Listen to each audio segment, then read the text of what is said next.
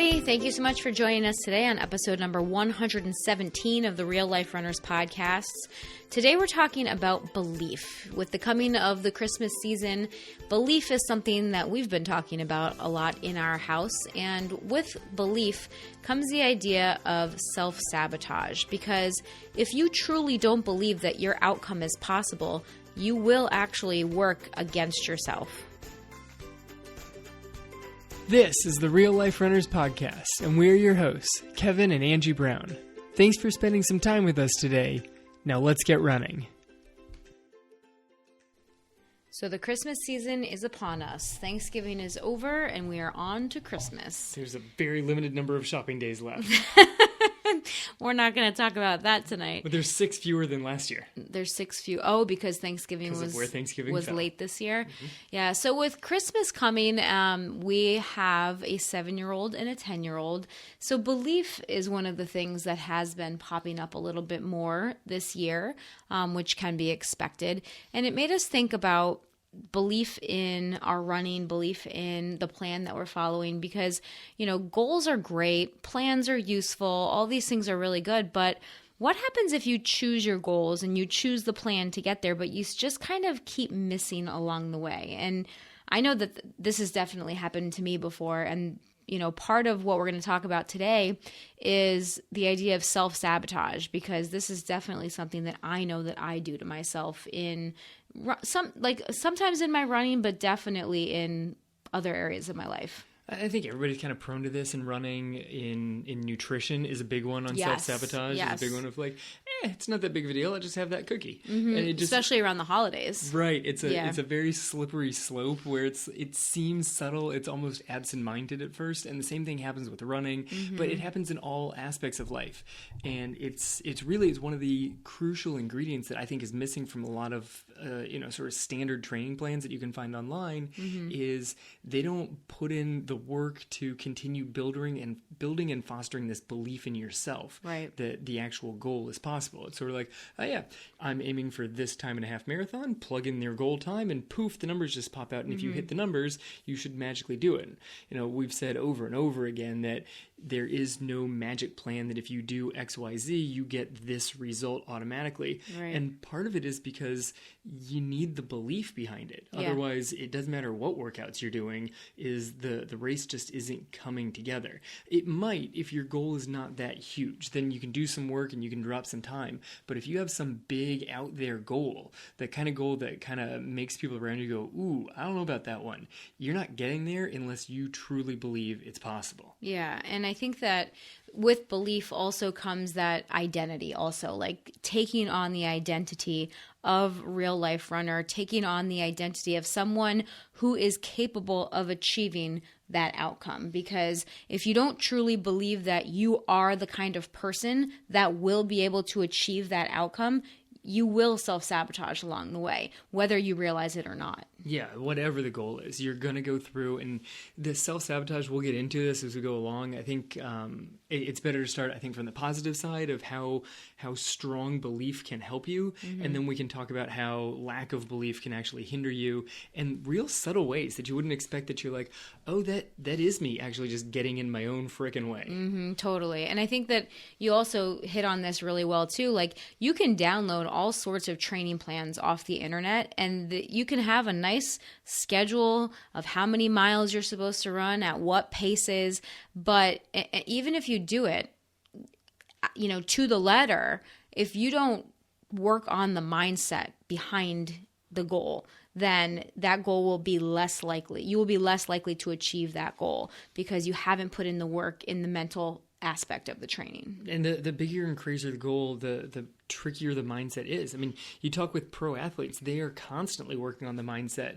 Like someone who's trying to qualify for the Olympic trials or to go from the trials and be one of the top people selected to the Olympics. If they don't believe it, then they do things and they overtrain themselves. I just saw a post that someone put up on Twitter. They were like 4 years ago when they were in this cycle, they were so overtrained because they thought the only possible way that they could do it is if they trained through the roof, and they ended up completely burned out and didn't even make it through the race. Well, it's like, that's because you didn't really believe. So you thought, well, if I just overtrain, then I can possibly achieve the goal. But what has to happen is the belief must come first, and then you do the appropriate level of training. Yeah, you have to buy in. You have to buy into what that level of training is. And I think that this is something that plagues a lot of people sometimes as well, especially people that are like trying to lose weight. They tend to, like you said, overtrain, over-exercise, so that they're really sabotaging their entire weight loss, because then they overtrain, then they're actually hungrier, so then they actually eat more without even realizing that they're eating more. And they think it's just this do more mentality that we really have, that our society just tells us over and over, like, you need to do more, do more, do more. And it's really the recovery that is very important in a lot of these instances, not only for hitting goals in your running, but also losing weight. Like, your body needs sleep, and your body needs to actually be able to recover for you to do that. Otherwise, it's just like in fight or flight mode all the time, being constantly stimulated and releasing your cortisol hormones, which is just holding on to your fat. And you're really just getting in your own way by trying to, work off that piece of pie or whatever it is that you have in your head. I mean, an extra piece of pie, I'm going to go in 6 more miles. Well, that might not be the best plan. But that's what some people do. They punish themselves because they're like, oh, well, I ate that, so I'm going to have to go burn that off now. It's like a totally different mentality. Right, which just took in 2 negatives. Then you just made food a bad thing that you were punished. So I did this thing, which should have been delicious and may have been, and now you twist it, you made it a bad thing, and you say, now I have to go running. So now running is a punishment exercise for you giving yourself a treat instead of eating something delicious and then also being able to enjoy the exercise and the strength and power of your body. Let's flip both of those to a positive. Right, exactly, because that's really how we feel about it. So getting back to the concept of belief. So you just have to believe, right? If you want to make it possible, all you need is to believe it's possible. It sounds ridiculous. Yeah. It sounds truly ridiculous. And part of it is the word just, okay? Because you just have to believe, in fact, is complete crap. Because just believing is not going to get you anywhere. But you have to believe is legit. Like, that is straight up, you have to do it. You have to believe. Right. If you only have belief, you're not getting anywhere. Blind faith of like, oh, this is going to happen. It will happen is not actually getting you any sort of results. Right. I kind of put a joke into the outline we have here of, if you sit on the couch and just go to town at the entire tub of ice cream and tell yourself, I am losing weight, I am going to be lighter tomorrow, you're not. Yeah.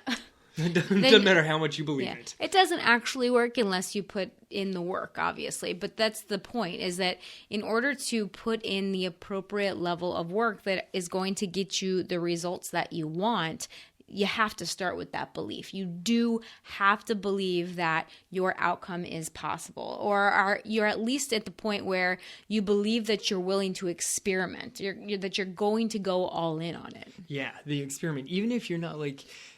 we like to say that the success is guaranteed. And that's tough to buy into sometimes. Yes. But if you believe that the success is a legitimate possibility, that's at least a good step in the right direction. Right. And I think that this is one of the things that sometimes it's hard to go from where you are with your self-limiting beliefs and like the negative messages that you might be telling yourself, which we all have. We all have negative messages that we tell ourselves on a daily basis. Like, I know that I catch myself in it all the time, and I have become way more aware of these messages because I've consciously made an effort to become more aware of my thinking patterns. And so, unless you actually are keeping track of this and trying to become aware of the stories that you're telling yourself, especially the negative ones, you most of the time don't even realize that you're doing it. And sometimes it can be hard, once you do start to realize this, it can sometimes be hard to flip from whatever negative story you're telling yourself to, I believe that I am going to do this, like whatever that might be, because you're going from one extreme to the other. That's what I was going to say. It's too extreme of a jump. So sometimes a helpful, like, intermediate step would be like, instead of saying like, I am a fast runner, or I am a Boston qualifier, if that's too hard for you to wrap your head around right now, you can say, I'm becoming the kind of person who or I'm becoming the kind of runner who will qualify for Boston, or, you know, who will achieve a PR in the half marathon, who will run under 2 hours in the half marathon, whatever that might be. Like, I think that it's much easier sometimes to start with that kind of a sentence. Like, I'm becoming the kind of person who will do this. Right. But you need to start with something. You need a belief inside of you so that you've got something that you can actually accept as a true statement. Because once you've got this belief, your mind says that's a true statement, and then you will work to make that statement true. Mm-hmm. So if you ever get evidence to the contrary, you will either dismiss that evidence, you'll try and justify that was like an exception, because you've told yourself this fact in your head. So you better tell yourself that you're fit, you're fast, you're healthy, you're these things, so that all of the signs point towards you wanting to reinforce that fact. Right. If you think that you're a slow runner, and one day, let's say it's the first time you've ever tried strides, and you're like, "Ooh, I was kind of moving there." If you've got this idea in your head that you're a slow runner, you're just going to blow that off and be like, oh, well, that doesn't really count. I'm not actually a fast runner. Those were just strides. I only did it for 20 seconds. I'm not really a fast runner. Mm-hmm. But that's a sign that you were running fast. Therefore, you're a fast runner. Mm-hmm. Like, it's there. It's all a matter of perspective. Yeah, but you're going to use it as like, you're going to justify against it. Like, you're going to see that as an outlier. Right. Right? Unless you actually believe that this is a possibility, you're going to see that as an outlier and not actually a part of who you are. Right. If you start accepting that you have the potential to be a fast runner, then strides are the first little twinkle of, oh, look at that speed that I have inside of me. It's the first level of proof. Right. It's the first piece of your evidence file. Right. You started putting evidence, but if you're thinking I'm a slow runner, that's not first evidence. That goes against your belief, and so you'll just completely dismiss it. Yeah, it'll just go away. Right. Yeah, because here's the thing that's pretty amazing about our brain, because our brain treats beliefs as facts. Like, our brain does not actually know the difference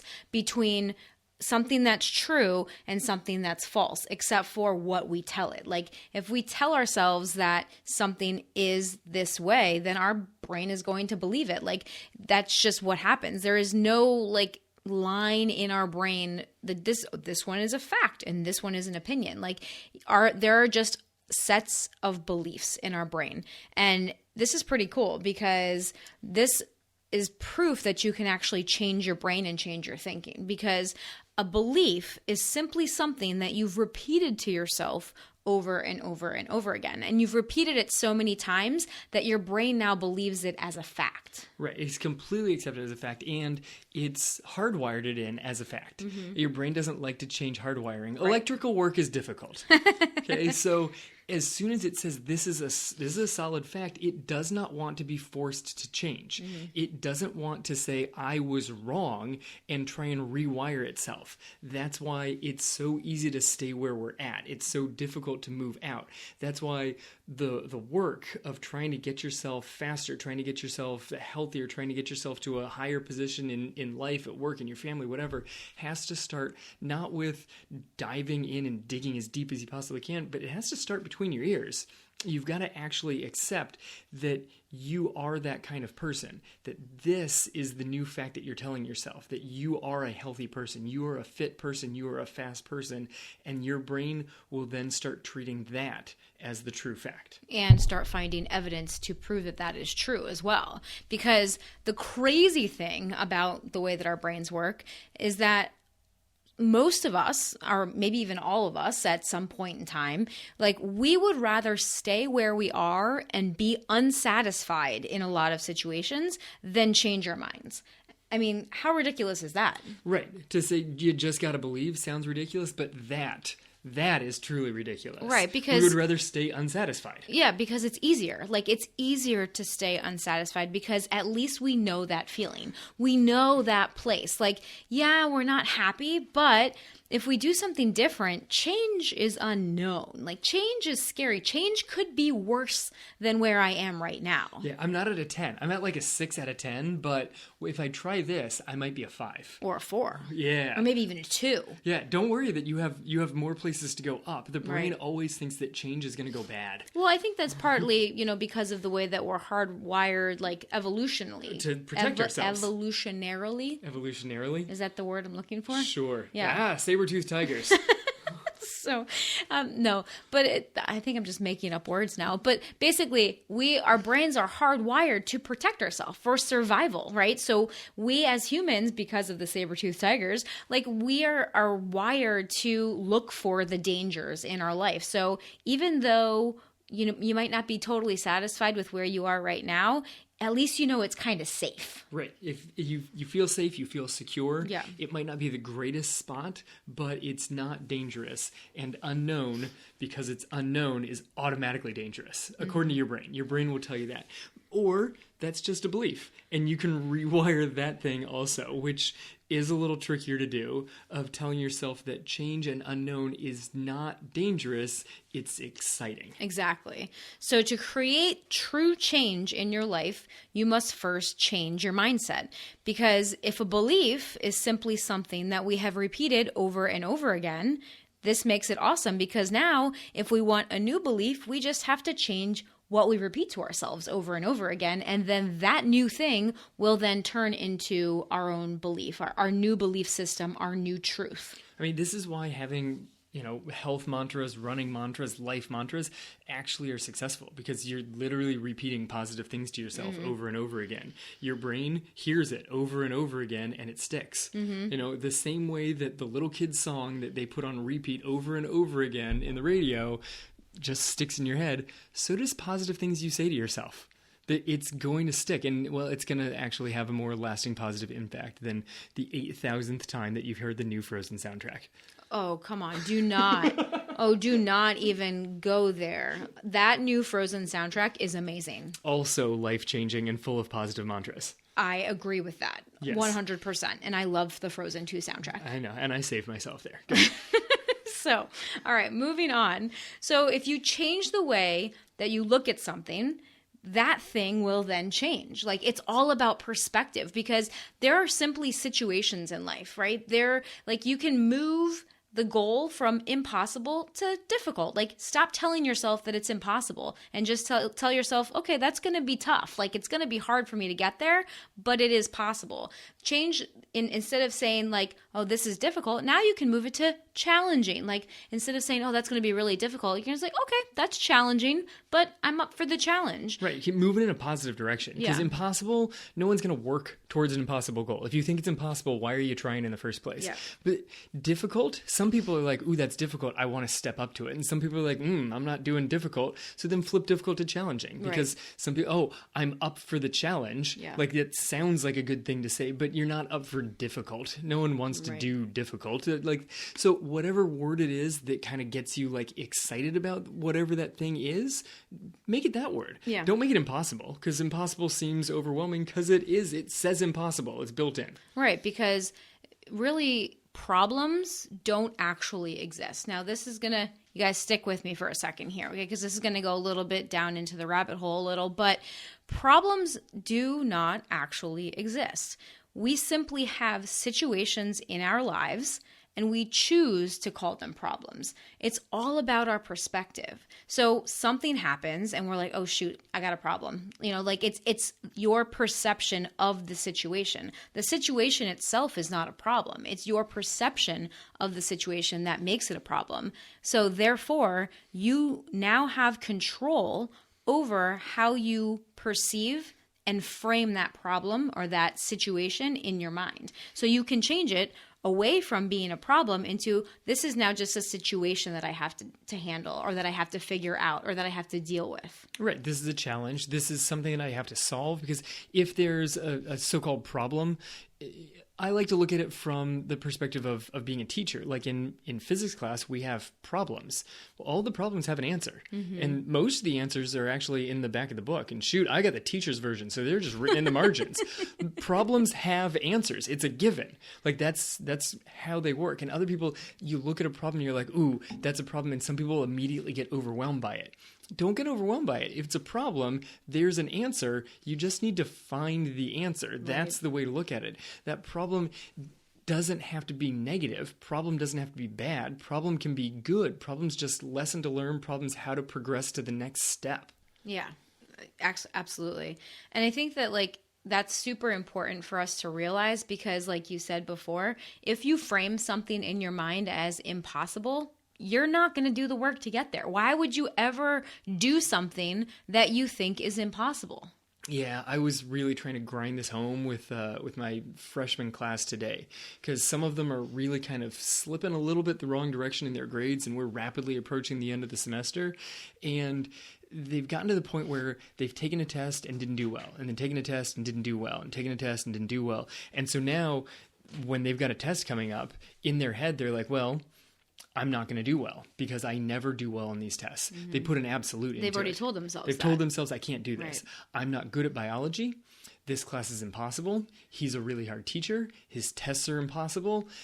And they've put themselves with so many negatives on top of it that there's no way that they're not going to bother studying for the test because they've already told themselves that they're going to fail the test. So if you know you're going to fail, why would you try at it? Mm-hmm. And that just guarantees that you're then going to fail, which brings us into our next point here of self-sabotage. Self-sabotage, right. Because we have these things that are called limiting beliefs, right? And basically what these are beliefs that we have that limit us from doing the things that we want to do, whether or not we are aware of them or not consciously. Because most of the time, these limiting beliefs are unconscious. Most of the time, you have to really, really dig to figure out what the heck is limiting you. And you might have to go through a lot of layers of the onion to try to figure that out and be like, oh, that stemmed from that one situation when I was like 16 years old. And this is what happened. And that created a belief in me.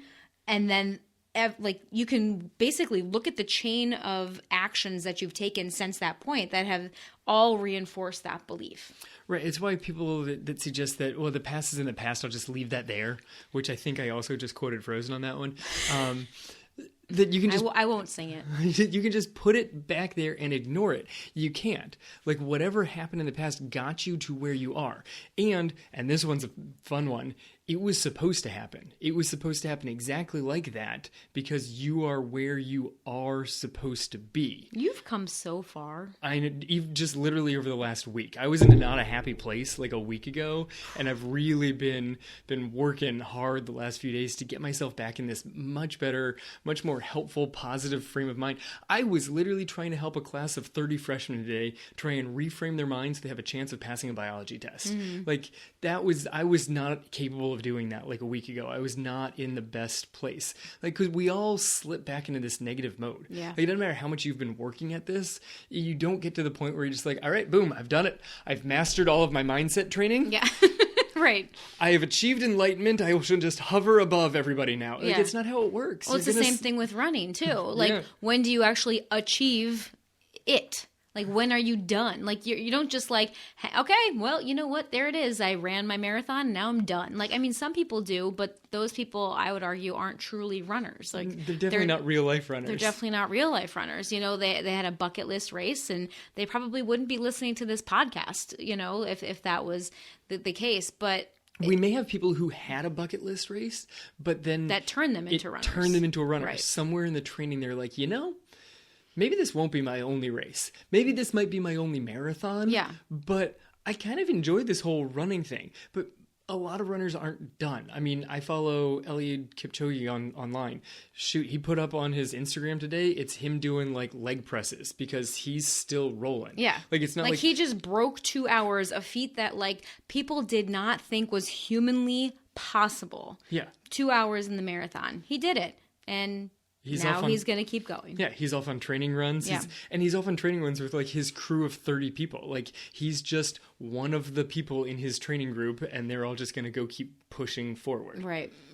So these limiting beliefs that we have, they have a sneaky way of slipping in and derailing our plans in the form of self-sabotage. And again, we're most of the time not even aware that this is happening. Like that is super important for us to point out, because it's not like we're like, oh, you know what? I don't really believe this is possible, so I'm going to not do what I need to do. Like that's not usually what happens. No, because we think that we actually have belief in it. It's when we don't have this like 100% belief. It's when we can't actually go all in. When we're like, oh yeah, it's possible, but in the back of our mind, we're like, no, it's not. It's not possible at all. Because if you don't think it's possible, if you're just pretending to believe in your ability or your potential or your happiness, you're never reaching 100%. You're going to just sort of almost try hard enough. Okay, because you don't believe. So then you're saying, well, I can't actually reach this level. And then you're going to do the actions that say, I can't get to that level. And so then when you don't reach that level, you can then say, look, I was right. Mm-hmm. And that's, like it's like this mental satisfaction that like you didn't achieve your goal and you really didn't believe that you could achieve it. And so when you didn't, you're like, see, I knew I couldn't do it. Right. It's an I told you so to yourself. Like, haha, I was right. You were right that you didn't reach your goal. Is that something to celebrate? Because that doesn't sound like something to celebrate. Right. But we do it all the time. Oh, we do it all the time. Yeah, all of us are guilty of this. Like, and it's this self-fulfilling prophecy. Like, you don't truly believe it, and so you don't actually achieve it. And then it just becomes this, like, very weird cycle. I'm glad that you threw out the term self-fulfilling prophecy, because people use this term and they always put it as negative. You think so? I seems like every time it's always put there as a negative. Like, oh, didn't think this was going to happen, and then that came true. What if you flipped it? Like, what if you actually did believe? The term self-fulfilling prophecy would then suggest that your belief means that it's going to happen. Ooh, I like that. But I think that's an excellent way to look at it too. But when we were talking about this, part of something else kind of came up that I was thinking about. And because you said something about how you have to believe 100% in order for you to have the possibility of achieving that goal. But I don't think that that's necessarily true, that you have to be like 100% believing, because I know that there's been times before, like in my running, where I didn't really believe that I was as fast as I was. Like I think that I did have a belief that it was possible. So maybe that's the difference. Like maybe there's belief in the possibility, but there are definitely times, like I've hit times before where I didn't think that I was that fast, but then I did it anyway. Yeah, I think there's a couple of things going on in there. You have to be 100% open to the possibility. Like you don't have to be like, yes, this is happening today. I am crushing this goal. It's a given that I am PRing. Like that's maybe actually too overconfident in something, and then that might not actually could work pull against off. you. That could actually go against you. But you have to be open to the possibility. You have to be open to accepting all outcomes of the experiment as a possibility. But the other thing is, if you go into a race, let's say that you're trying to break 30 minutes in the 5K, and you're like, I don't think I can break 30 minutes in the 5K, and you go out and you run 29:30, and you go out and run 29:30 telling yourself, I can't break 30 minutes, what happens if you did believe? Yeah. Like, what happens if you really were fully believing that you could do it? How fast could you actually be? Yeah. I mean, I guess, the times that I've kind of proven myself wrong, it's not necessarily that I didn't believe it. I guess I just hadn't necessarily thought about it. Like, some of the times I'm thinking about are when I was trying to break 27 in the 5K. Like, the first time I was like, I hit 27:17 like twice in 2 back-to-back races, which was crazy. I know, like the exact same time, and I'm like, seriously, like I couldn't even PR by like a second. And then it was like one of those question marks, but like I really did believe I was faster.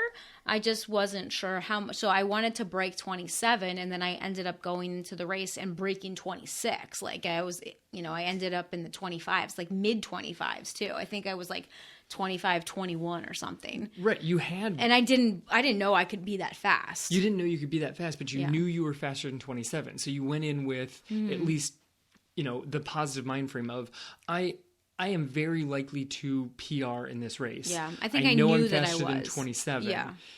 And you didn't cap it. You weren't like, I am faster than 27, but I'm not 21. Okay. Like, you didn't put a cap on it anywhere. Oh, so then that's maybe a really good thing to point out. Like, just being open to the possibility of better can sometimes be helpful. Right, because we get kids that ask me this. We've had athletes that have asked me this, people that we're coaching currently, that are like, how fast can I really be? Mm-hmm. The last thing I want to do is cap somebody. Right, yeah, you don't want to say a number and then they're actually faster than that. Exactly, right. Because I think you might be able to run 20 minutes, and then they're going out there, especially if you got like a very numbers-oriented person, they're like, all right, coach said I can do 20 minutes, so I better hit a 640 and then another 640, and like, well, what if you took it out even faster than that and you felt fine? Like, that's okay. Yeah. But, if I say 20 minutes and a kid's like super on the numbers with it and they're like, okay, well, that means this has to be my first mile. If they go any faster than that, they'll panic at the 1 mile because they're like, I'm going way too fast. Right. I definitely can't do it. Coach said that was as fast as I can possibly go. Yeah. So I get a little nervous telling anybody numbers. Yeah. I mean, that was kind of the experience that I had in the Key West half marathon also because I went in knowing that I could run faster than I had run in the past. Like my PR at that point in time was like a 1:58:59, and I knew I was faster than that. I was thinking like probably I was shooting for like around 1:55-ish was kind of my goal going into it. And so when I went out and I was running, I felt really good in those first couple of miles, and like miles 2 and 3, I hit like an 8:08 and an 8:09 split, and I was like, oh wow, I'm going too fast. Like that was like the first thought. And then I'm like, yeah, but I feel really good. So I'm just going to go with it and see what happens. Like, and I decided to, instead of like freaking out and pulling back, I just went into it like, okay, this is going to be a giant experiment. Let's see what happens. I might crash and burn, but then I'll know. And I mean, there's worse places to crash and burn than the middle of Key West. I mean, yeah. what's the worst that happens? You have a hurricane afterwards and life is going to be okay. Oh my goodness. What do you mean you have a hurricane? Oh, like the drink? The drink. Oh, the drink, not the storm. Not the storm, the drink. It's got all sorts of fruit juice and I'm sure plenty of rum. Yeah, we'll head to Margaritaville. Perfect. And call it a day. So, it's one of those things that like, what kind of self-fulfilling prophecy do you have? Like, are you doing the negative self-fulfilling prophecy where you're sabotaging yourself, or are you believing and allowing your self-fulfilling prophecy to be more positive? Nice. All right. So the next thing I want to get into here is when you want the result so that you can then accept the identity. When you're like, all right, I could be a fast runner, but I want some proof that I can be a fast runner before I can say I'm a fast runner. Oh, okay. You want the result before you can accept the identity. Like you need something to you allow you. Yeah. Yeah. You want plenty of proof sitting out there. I was actually talking with random student came into my classroom after school and just sat down. Literally, like I'm working at my computer and he just comes in, goes, hey, and sits down in the desk next to me and just starts chatting me up. And he was not your student? I taught him last year. Okay. Like he had 30 minutes before his practice. He just rolled into my classroom and was like, hey, buddy. How's it going? So what was he talking about? Sports and various things. And he is not a runner. He plays ball sports. He has great hand-eye coordination. He's actually a remarkably talented lacrosse goalie. Mm-hmm. But he was talking about this kind of stuff, about training with an appropriate championship attitude. Mm-hmm. And how there are people that are on his team that have the right frame of mind, and there's other people that look around and they're like, maybe if we win a few games, then I think that we'll be good. And the season hasn't started. There's months until the season started. Yeah. And you need to be training hard in these months. He goes, but they're not bought in yet. That's the problem, is they're waiting until we win some games to buy in so that they can do it. Mm-hmm. But if we don't train really hard right now, we're not going to go and win those games. That's so interesting that he chose you to come in and have this conversation with. But I was an amazing chemistry teacher to him. Yeah, but why did he choose today to come in and have this conversation with you, or the other day? His friends are not at school because I'm guessing. This is just a guess. But his friends are not at school school because one is on retreat and one is probably homesick, because there's probably the group that he normally hangs out with between the end of school and practice, and there's a few of the kids out of his group that I know are on retreat this week. So he thought, I'm just going to pop by Mr. Brown's class. Okay. That's cool. I just thought it was very interesting that he came in and that the conversation went that direction. I didn't steer it that direction. He did. Yeah. And I'm like, oh, that's interesting, because that's what I just finished outlining about, was like having the appropriate mindset of you can't wait to have the results and then buy in. You have to buy in first so that you'll do the actions to get the results. It seems crazy because you want the evidence so that you can say, look at all these signs that I can be a fast runner. Now I'm going to be a fast runner, but it's backwards. Right. Yeah, because if you don't believe, then you're going to continue to miss that goal, because wanting the evidence before you accept that identity is actually a trap. Right. It's what sets you up to unconsciously work to make sure that you keep missing your goals. Yeah. Because you haven't actually accepted the identity, so you're telling yourself that you're not that thing, and your brain wants to keep being correct. It doesn't want to be wrong. Yeah, your brain is working to keep you in alignment with your beliefs. So if you believe that you are a slow runner, or if you believe that you're not capable of achieving that goal, then that's actually what's going to happen. You're going to do things that are going to give you that result. So this can manifest itself in like skipping workouts, shortcutting your runs, picking and choosing parts of the plan and not following the plan as a whole, like doing all of those types of things, like that's going to make it less likely for you to achieve the success that you want. Right. And those are kind of some like clear ones. Like if you're hit or miss on doing workouts, you're almost going out of your way to sabotage yourself. But there's some subtle ways that you don't even realize that it's you working against yourself, but it is. It's because you're not seeing the potential. You're not really fully bought in. Things like losing some sleep, staying up a little bit too late where you're missing your sleep so you don't get the recovery, taking on extra tasks at work, volunteering to be the chair of something, to lead this department, like whatever it is, taking on all this extra work so that you don't have the time in your schedule that you used to have to get in your workouts. But not only the time, but also the mental energy for it too. Because if you're taking on extra tasks or extra roles at work, then that's going to drain you of some of your mental energy, especially if it's a new task, because anytime you take on new tasks, there's a learning curve. Like you're going to have to use more mental energy to learn new tasks at the beginning until they become more habitual and you understand them better. And so that's going to be taking that mental energy, and mental energy and physical energy are very related, so it's going to kind of start to suck you dry in that respect, and that's going to roll over into your workouts. Yeah. And I mean, from a nutrition perspective, poor eating, Yep. Like the little snack here and there that doesn't seem like much, but it adds up. Like dessert after this meal and the next one and the next one, especially as the holidays approach. Yep. I mean, there's like perpetually treats in the teacher's lounge every day in both of them. Like sometimes they show up every once in a while at the start of school, but now we've hit between Thanksgiving and Christmas, there are always treats. Always. It's insane. Yeah. Thank goodness cross country season isn't now with like our girls in the teacher's lounge after school doing their homework. Oh, my word. We'd be like fighting with them every single day because they want something. Hey, but one of the other big ones, kind of a general one of looking at this, is simply creating obstacles that are not there. Yeah. That are not there in the first place. Or just making up obstacles that don't need to be there at all. Yeah. Like going out of our way.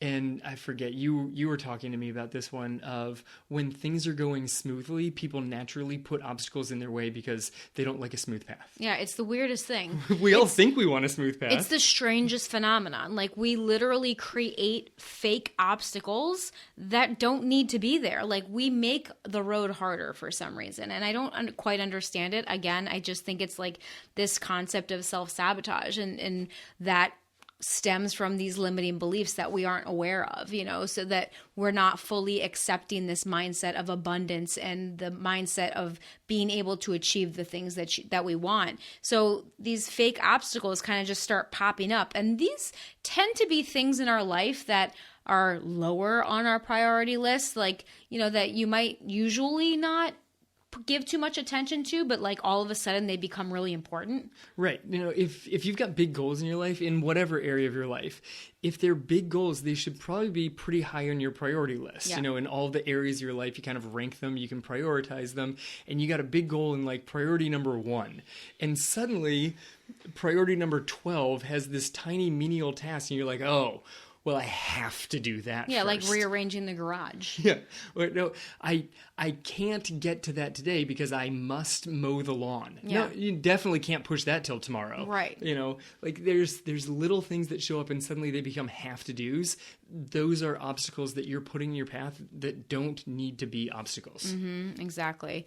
And this takes us into the thinking pattern of be, do, have. Now, we've talked about this on previous podcast episodes, and if you're in our Real Life Runners Training Academy, we definitely have lessons regarding this method of thinking, because this is where it all comes down to. And this is basically the summary of what we've already been talking about today in this episode. It's being the person so that you will do the actions that will allow you to have the results that you want. And a lot of times people think about it backwards. People think that they have to have the thing, before they become the person. Like they think I have to have the evidence first, like what you were just saying. I have to prove to myself that this is who I am. And then I can become that person. Then I can become a faster runner. Then I can become a better mom. Then I can become whatever it is. When in reality, it's completely flipped on its head. Like you have to be that person first. Then you will take the actions necessary to have the results that you want. Right. So you have to accept that you are the final product, and that's your belief. And because that's your belief, that becomes a fact that you are telling yourself. And this is an identity level. I am this. It is a core identity level belief. If you say I am, that becomes a defining thing of yourself. And so you're going to work really hard to make sure that that is a truth that you're sticking with. Right. Because your brain has accepted that as a truth. So if you say, I am a runner, that's a core to you now. So you are going to go and do the things that runners do. You're going to head out the door and go run. You're not going to be able to as easily miss workouts or, eat poorly or things that are going to set you up for sabotage because you've accepted this as an identity level. So that sets you up for success. You set in the true belief, which becomes a fact, and then you work from there. Right. And again, like if you're in our training academy, like we've got exercises for you guys to do to really start to cement this, and things that you can work on in your daily life that can help to cement this idea in your head to make it true for you, and then allow you to then start operating out of that identity. So make sure you go into the academy and check that out. So with all of this, we basically get down to where is your focus right now? Like what beliefs are you telling yourself? Like, do you actually believe that the outcome is possible? Because without real belief, you will see signs that are going to verify your inability to do something. You're going to find things that are going to prove that you are not capable of achieving that goal. Like you're going to ignore the good. You're going to see continuous failure. You're going to focus on the negative because that belief system isn't there, and that your perception and your framing of the situation is to try to find things that are going to prove that you're not capable of it. Right. The positive belief system isn't there. The belief is there. It's not a belief that you want to actually admit out loud because it's not the good belief. It's the one that you're pretending.